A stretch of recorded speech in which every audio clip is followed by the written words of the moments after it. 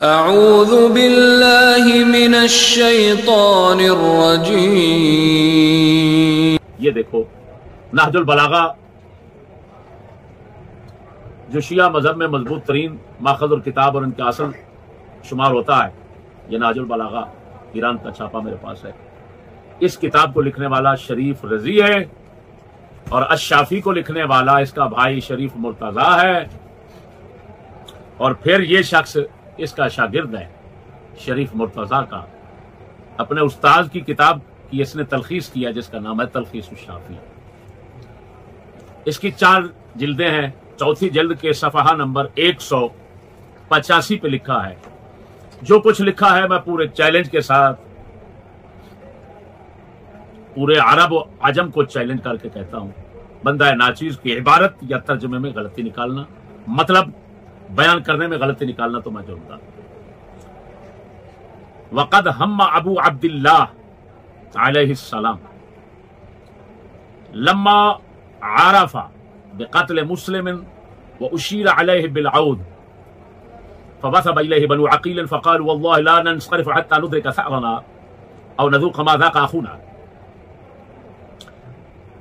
جب امام حسین پاک کو امام مسلم کے قتل کا علم ہوا اور آپ کو اشارہ ملا کہ واپس لوٹ جاؤ حسین، واپس لوٹ جاؤ، اشیر علیہ بالعود، کربلا کی طرف نہ جاؤ، واپس چلے جاؤ۔ خبر کیا ملی؟ صرف امام مسلم کی شہادت کے قتل کی۔ ٹھیک ہے، یہ قتل کے لفظ لکھے میں اسی طرح پڑھ رہا ہوں، بقتل مسلم یہ لفظ ہے۔ جو لوگ کہتے ہیں کہ قتل بول دیا تو گستاخ ہو گیا، بہرحال یہ پھر بڑا گستاخ ہے۔ تو میرے بھائیو، یہاں پر یہ سوچنا چاہیے کہ اگر امام حسین پاک دین بچانے کے لیے نکلے تھے، قرآن بچانے کے لیے نکلے تھے، کلمہ بچانے کے لیے نکلے تھے، اسلام کو بچانے کے لیے نکلے تھے، کفر کے خلاف نکلے تھے، تو ایک شخص کے قتل ہونے سے یہ سارا فرض ختم تھوڑا ہو جائے گا۔ فرض تو اور زیادہ لاگو ہو جاتا کہ ایک تو ایک اتنا عظیم الشان مسلمان قتل کر دیا گیا، دوسرا دین اسلام قتل ہو رہا ہے، تو واپس ہونے کا کیا معنی؟ خیر، فوثب الیہ بنو عقیل، امام مسلم بن عقیل کے دوسرے بھائی وہ سارے کود پڑے۔ جب امام نے ارادہ فرمایا واپس جانے کا تو انہوں نے کہا واللہ لا ننصرف حتی ندرک ثأرنا او نذوق ما ذاق اخونا، کہ ہم نے واپس نہیں جانا اللہ کی قسم جب تک ہم بدلہ نہ لیں یا جو موت ہمارے بھائی نے چکھی وہ ہم نہ چکھیں۔ اس پر بھی آپ غور فرمائیں، عجیب بات ہے کہ امام جانا چاہتے ہیں واپس، امام مسلم کے بھائی آگے لے جانا چاہتے ہیں کوفہ کی طرف۔ اب دین کی بات تو نہ رہی، اب تو بھائی کی بات رہ گئی۔ پھر وہ کہتے ہیں ہم بدلہ لیں گے، اب یہاں بدلے کی بات آ گئی، اسلام کی بات کدھر گئی؟ دین کی بات کدھر گئی؟ قرآن کی بات کدھر گئی؟ کلمے کی بات کدھر گئی؟ حالات اتنا سخت تھے کہ سب کافر ہو گئے، صرف امام حسین اور یہ چند لوگ بچ گئے۔ ایسے حالات میں کیا ہو گیا کہ امام مسلم کے بھائی کہہ رہے ہیں ہم نے انتقام لینا ہے، حتی ندرک ثأرنا، یہ لفظ ہیں یہاں، یہ نہیں ہے کہ اسلام جا رہا ہے تو ہم اسلام کو بچانے جا رہے ہیں، قرآن جا رہا ہے، کلمہ جا رہا ہے، ہم اس کو بچانے کے لیے جا رہے ہیں۔ اب تو بھائی کا انتقام ہو۔ اور عام مشہور بات ہے کہ مولا علی کیا کرتے تھے؟ مولا علی کا خلوص اخلاص کی بات کرتے ہوئے عام مشہور قصہ سنایا جاتا ہے کہ جب آپ ایک کافر کو لٹا کر اس کے اوپر کھڑے ہوئے تھے، اس نے منہ پر تھوک دیا تو آپ نے چھوڑ دیا کہ آپ میری ذاتی مسئلہ آ گیا، میں نہیں قتل کرتا تجھے، تو یہ تو صرف ذات کا مسئلہ ہے، دیکھ لو۔ اور وہ کہتے ہیں بدلہ لینا چاہتے ہیں، اور نذوق ما ذاق اخونا، یا مرنا چاہتے ہیں۔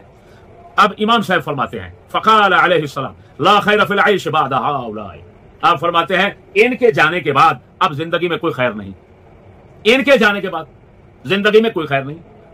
تو یہ تو اس سے بھی تو صاف پتہ چل رہا ہے کہ اب مسئلہ صرف ان 4 اپنے رشتہ داروں کا ہے۔ اگر دین کا مسئلہ ہوتا تو وہ تو فرما دیتے۔ یہ میں جو کچھ یہ لکھ رہے ہیں ان کی زبان سے سنا رہا ہوں، یہ نہ سمجھنا کہ میری طرف سے ہے، یہ میں ان کی زبان سے جو کچھ لکھا ہوا ہے اس پر ان کی زبان کے مطابق ترجمہ مطلب بتا رہا ہوں کہ دیکھ لیجئے اہل بیت کے ساتھ یہ لوگ کیا کرتے ہیں۔ اب میرے بھائیو آگے لکھا ہوا ہے ثم لاحقہ الحر بن یزید ومن معه من الرجال الذين انفذهم ابن زیاد ومنعه من الانصراف وسلمه ان يقدم على ابن زیاد نازلا على حکمه فامتنع۔ پھر حر بن یزید آ گئے اور ان کے ساتھ جو لوگ تھے جن کو ابن زیاد نے بھیجا تھا کہ ان کو پھرنے نہیں دینا، واپس نہیں جانے دینا اور سیدھا ابن زیاد کے پاس لانا ہے، نازلا علی حکمی، میرے حکم پر یہ نزول کرے، یعنی کیا مطلب، میری حاکمیت کو مان کر میرے لیے ہی یہ بیعت کرے۔ اب یزید کی بیعت کی بات نہیں ہوگی۔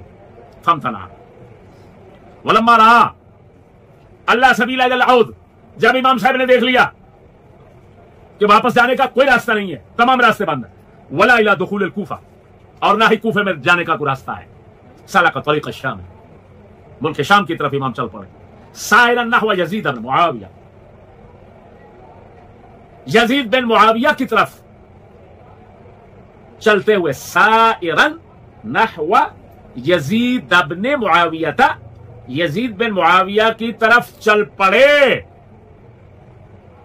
لعلمہ علیہ السلام بانہ علی ما به ارق به من ابن زیاد واصحابہ، اس وجہ سے چل پڑے یزید کی طرف کہ امام سمجھتے ہیں یزید میرے حق میں ابن زیاد اور ابن زیاد کی فوج کی بنسبت نرم گوشہ رکھتا ہے۔ یہ کیا لکھا ہوا ہے؟ دنیا کہتی ہے یزید بڑا ظالم، یزید بڑا کافر، یزید بڑا دشمن، اس کے ساتھ اہل بیت کا دشمن نہیں، اور امام فرما رہے، یہ لکھ رہے ہیں، یہ شیعہ، تمام دنیا کے سمجھو شیعہ لکھ رہے ہیں، کیونکہ کتاب ان کے عقیدے کی اور انتہائی مستند ترین کتاب، شیخ الطائفہ کی کتاب ہے، کوئی چھوٹے بندے کی نہیں ہے۔ تو یہ لکھ رہا ہے کہ امام کو علم تھا ابن زیاد اور اس کے اصحاب کی بنسبت یزید میرے حق میں نرم گوشہ رکھتا ہے۔ ارق کو اگر دیکھا جائے، ارق کے لفظ کو، تو پھر تو معنی بنتا ہے کہ ابن زیاد اور ان میں بھی نرم گوشہ ہے، لیکن یزید میں زیادہ ہے، جس طرح کہ اس میں تفضیل کا قانون ہے۔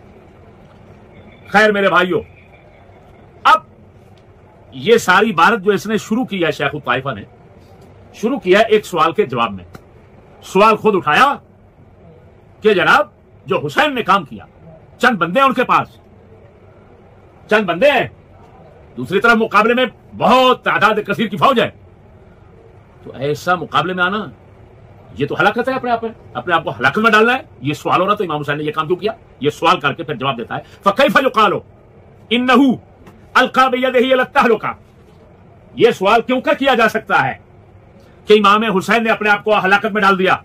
وقد روی انہ علیہ السلام قال لعمر بن سعد اختاروا منی اما الرجوع الى المكان الذي اقبلت منه او ان اضع يدي على يد يزيد فهو ابن عمي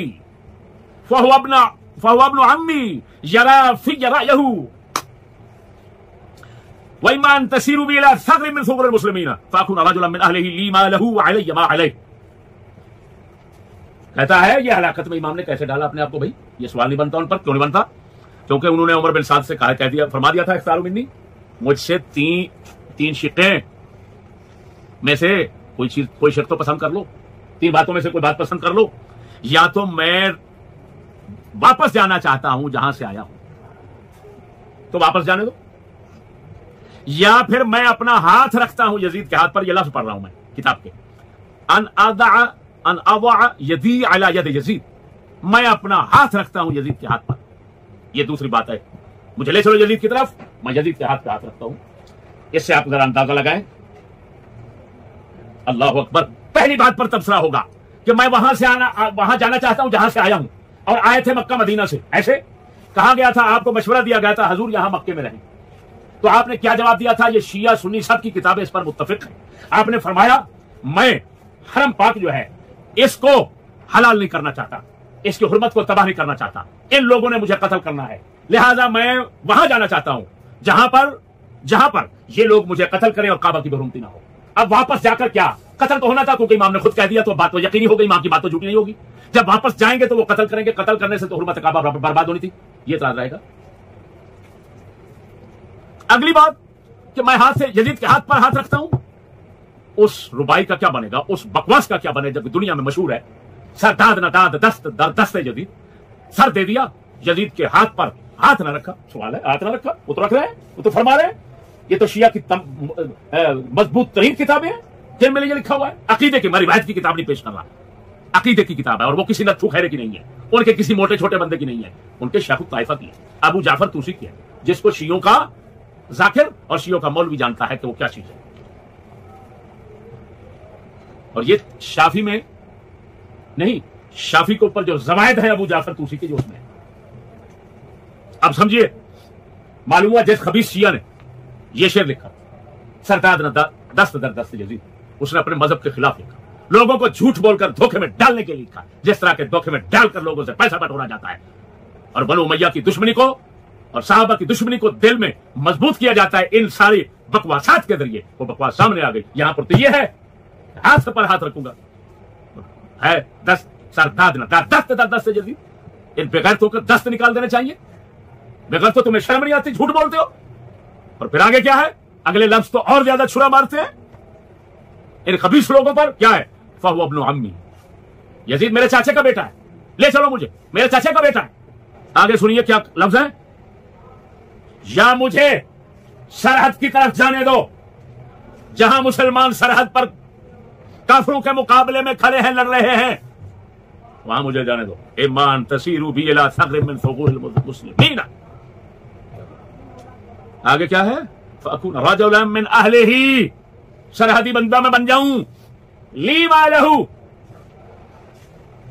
جو سرحدی مجاہد کے حاکموں پر حقوق ہیں وہ میرے بھی بن جائیں گے.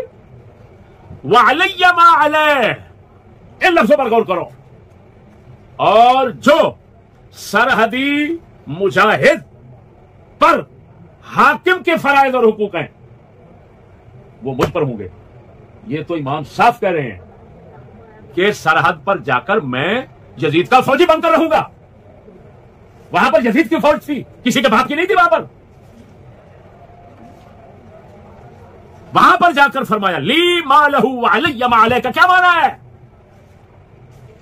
اگر کوئی جاہل کٹے کا بچہ ہے تو اس سے بات ہی نہیں ہے. اگر کوئی عربی سمجھتا ہے تو اس کا کیا معنی ہے؟ علی ما علیہ کا کیا مطلب ہے؟